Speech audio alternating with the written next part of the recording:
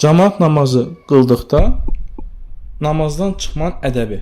Ana Ayşə radiyallahu anha qalet qala Rasulullah sallallahu aleyhi ve sellem İza ahdatha ahadukum fi salatihi felya'khuz bi anfihi thumma liyansarif. Ayşə radiyallahu anhadan gəlir ki, Allah Resulü sallallahu aleyhi ve sellem buyurur ki, sizdən biriniz namazda olarkən namaz pozan amil baş verərsə, yəni dəstəmazı pozarsa, qoy burnundan tutsun və çıxsın, namazdan çıxsın.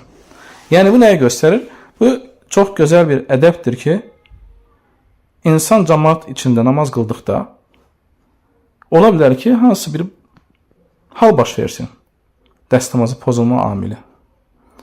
Və cemaat içində utanmasın deyə və hansı bir həya baxımından ona bir sıxıntı gəlməsin deyə burnundan tutur, sanki nədir? Sanki burnundan qan axır. Yəni sanki burnunda nəsə bir şey var və namazından çıxır və çıxır cemaat arasına çıxır gedir. Və bu nəyə göstərir? Bu göstərir ki, necə gözəl bir ədəbdir ki, dinimiz hətta insan utanmasın deyə cemaat namazı qıldıqda bu əsnasında bunu, yəni dəstəmazı pozularsa, dəstəmaz pozulduğu halda nə etməlidir?